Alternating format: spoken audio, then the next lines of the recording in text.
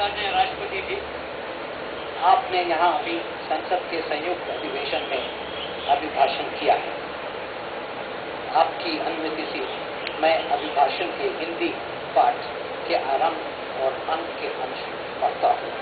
कृपया शेष पढ़ा हुआ मान लिया जाए।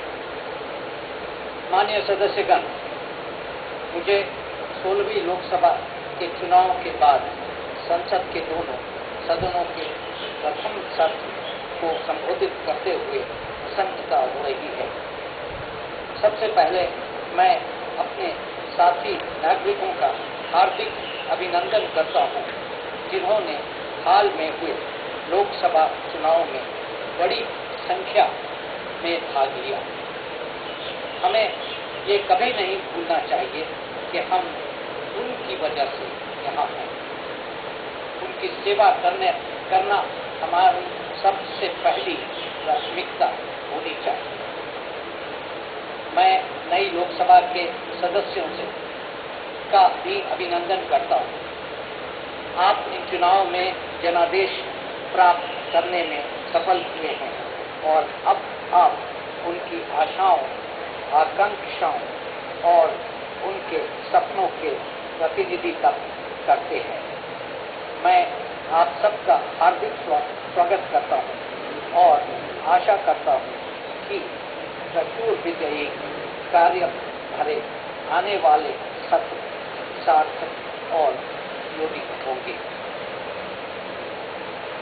माननीय सदस्यगण, भारत की जनता ने स्पष्ट जनादेश दिया।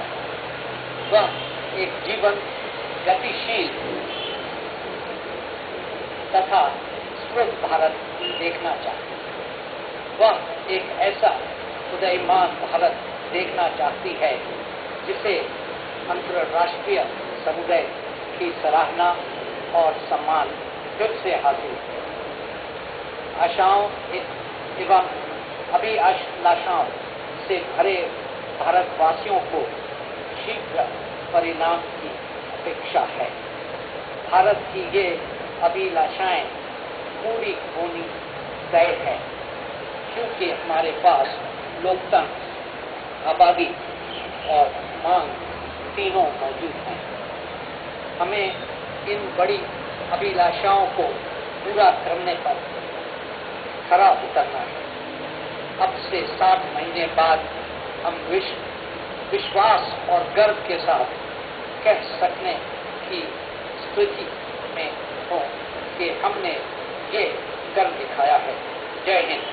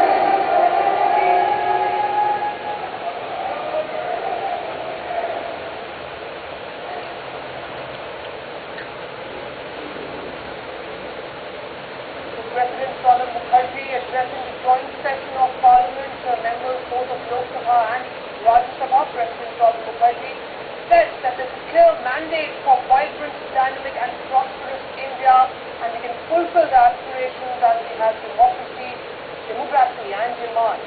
60 months from now, the new government will be in a position to address all these major challenges.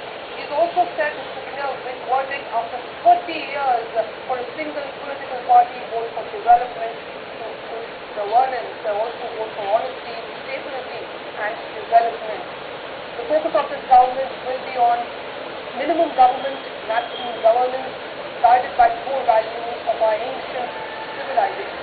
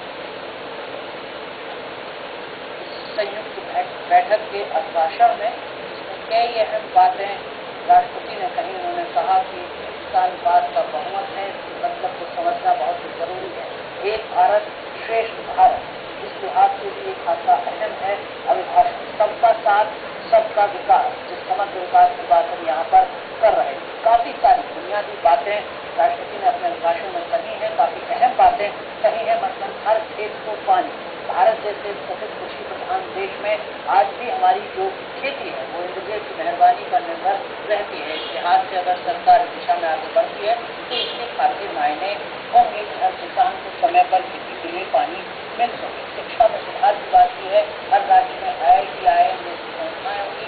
युवा भारत में ऐसी संस्थाओं का हर राज्य में होना जरूरी भी बन जाता है। स्वास्थ्य क्षेत्र में सुधार को लेकर काफी अहम बात, जैसे संस्थान हर राज्य में होंगे। अकेले दिल्ली के एम्स में ही हर रोज 9 से 10 हजार मरीज आते हैं देश के अलग अलग कोनों से। आप समझ सकते हैं कि किस तरीके की जरूरत है राज्यों में स्वास्थ्य के ढांचे में सुधार करने की। पेंडिंग कोर्ट के समय पर न्याय हो, 3 करोड़ से ज्यादा मामले देश भर की अदालतों में लंबित हैं। इस लिहाज से अगर आप न्याय सुधार की दिशा में आगे बढ़ते हैं तो वो वक्त की जरूरत है। इस वक्त संसद भवन से बाहर निकलते हुए राष्ट्रपति प्रणब मुखर्जी के साथ में राष्ट्रपति और राज्यसभा के अध्यक्ष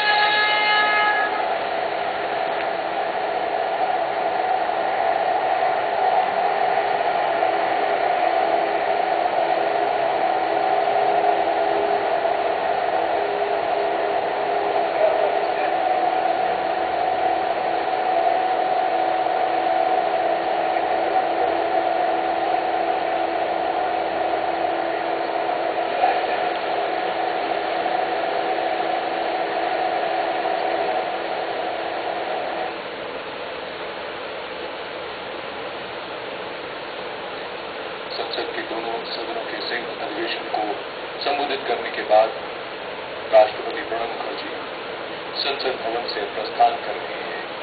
राष्ट्रपति भवन की ओर अपने अभिभाषण में उन्होंने सरकार के अगले 60 महीनों का रोड मैप प्रस्तुत किया। देश में हाल ही में संपन्न हुए लोकसभा चुनावों को उन्होंने उम्मीद और आशा का चुनाव कहा। उन्होंने कहा कि सुशासन से विकास हो, इसके लिए वोट मिला है। स्थिरता और विकास